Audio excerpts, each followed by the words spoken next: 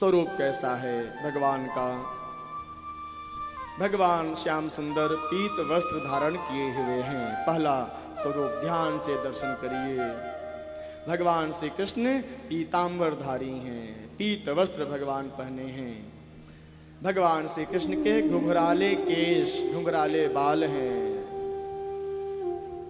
भगवान श्याम सुंदर, भगवान श्री कृष्ण घुंघराले बाल में बहुत सुंदर जंगल में जो पुष्प खिले हुए थे, गुलाब के पुष्प, चमेली के पुष्प, चंपा के पुष्प,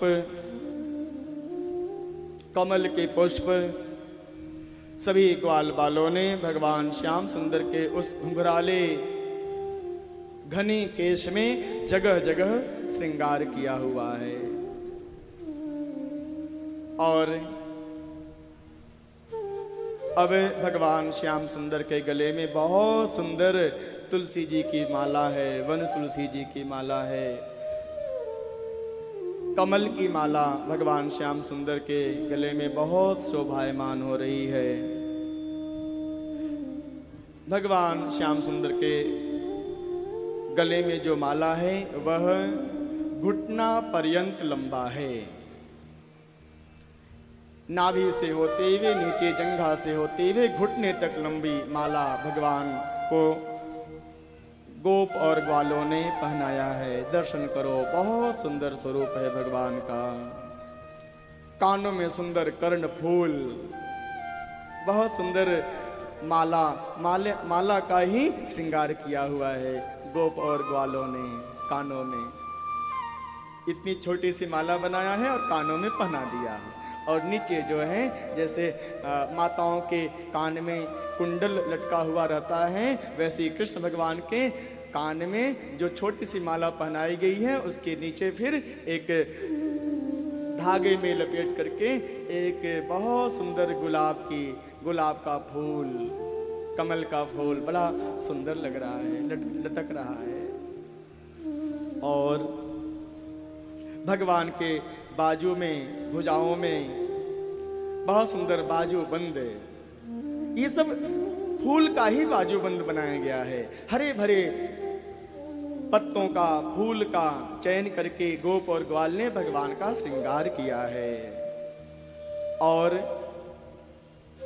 भगवान श्याम सुंदर बहुत सुंदर, हाथों में भी जैसे कंगन लग रहा है, कंगन है नहीं लेकिन फूल के माला की कंगन बनाया गया है।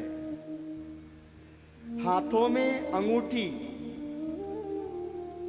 स्वर्ण का नहीं है, कोई नग की अंगूठी नहीं है, छोटे छोटे चमेली के फूल ले लिए हैं और उसको एक दूसरे में गूंथ करके भगवान के उंगली में बहुत सुंदर अंगूठी पहना दिया है ग्वाल वालों ने।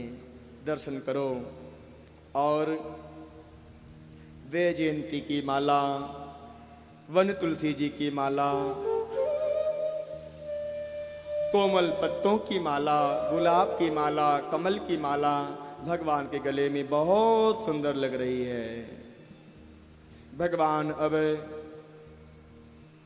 बहुत सुंदर मोर मुकुट धारण किए हुए हैं। एक फूलों की माला बनाई गई है और भगवान के घुंघराले केश से ऊपर मस्तक में वह पहना दिया गया है। और जगह जगह वहां पर पुष्प लगा दिया गया है भगवान के केश में। और भगवान के मस्तक पर मनसुखा, मधुमंगल सभी ग्वाल बाल ने बहुत सुंदर तिलक किया है। अद्भुत स्वरूप है। भगवान के कपोल में 4-5 बिंदी जगह जगह लगाई गई है। मिट्टी की बिंदी, माटी, ब्रज के रज की मिट्टी, ब्रज रज और यमुना जी के जल में उसको भिगा करके जगह जगह बिंदी लगा दिया गया है माटी की। भगवान के ठोड़ी में भी एक सुंदर टीका लगाया गया है। दर्शन करो प्यारे। ये ब्रज के ग्वाल बाल भगवान का बहुत सुंदर श्रृंगार करते हैं। और जैसे ही भगवान वृंदावन में प्रवेश किए, सबसे आगे गैया चल रही है, गाय। उसके पीछे पीछे गाय के छोटे छोटे बछड़े चल रहे हैं, बच्चे चल रहे हैं। और उनके पीछे पीछे सभी ग्वाल बाल कीर्तन करते हुए चल रहे हैं। क्या बोल रहे हैं? जय कन्हैया लाल की जय हो, लड्डू गोपाल की जय, कन्हैया लाल की। सभी ग्वाल बाल कीर्तन कर रहे हैं। और सबसे पीछे जरा देखो तो सही, गायों के चरणों से, गायों के खुर से, बछड़ों के खुर से, ग्वाल बाल के मंगलमय चरणों से ब्रज का रज उड़ते हुए ऊपर जा रहा है। शीतल मंद सुगंध वायु बह रही है और ब्रज का रज ऊपर उड़ रहा है। ऐसा लग रहा है मानो घना बादल छा गया हो। इतना भयानक, इतना अद्भुत ब्रज का रज वायुमंडल में घूम रहा है। और भगवान श्री कृष्ण सबसे पीछे, भगवान श्री कृष्ण के पीछे 150 ग्वाल बाल भी चल रहे हैं। आगे भी चल रहे हैं, पीछे भी चल रहे हैं ग्वाल बाल। बीच में कृष्ण वृंदावन में प्रवेश करने के लिए जैसे भगवान आगे बढ़े, भगवान जंगल से ही वंशी बजाते हुए झूमते हुए, कभी बाईं तरफ झूमते हैं, कभी दाईं तरफ झूमते हैं।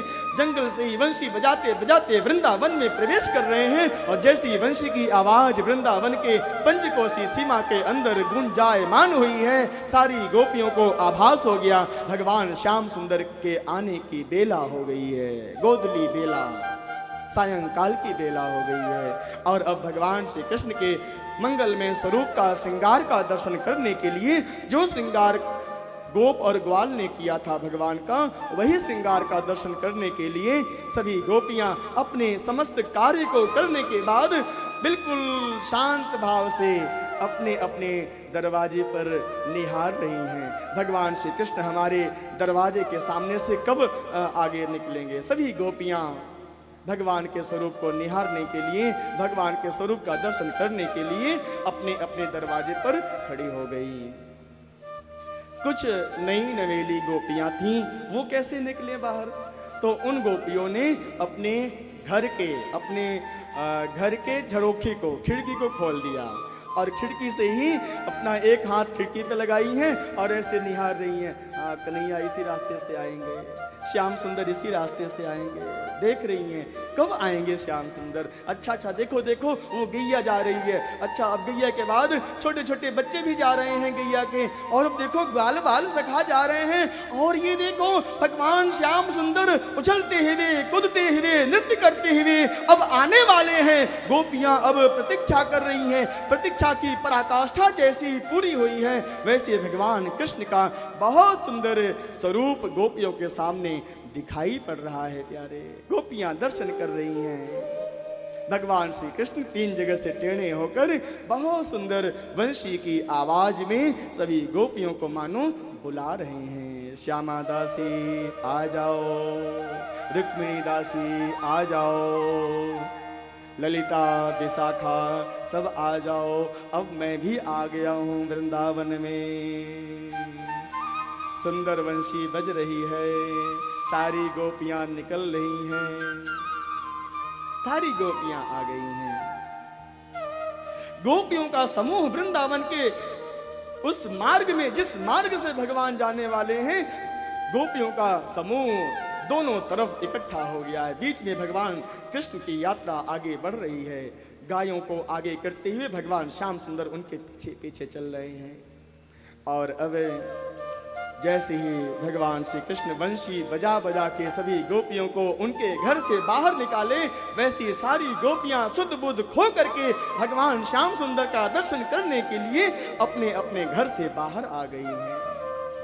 अद्भुत स्वरूप है गोपियों का। गोपियों ने भगवान का मंगलमय स्वरूप दर्शन किया।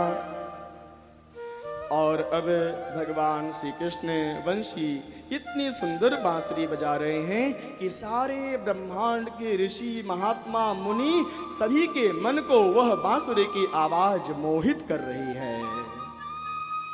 सबको मोहित कर रही है इस वंशी की आवाज।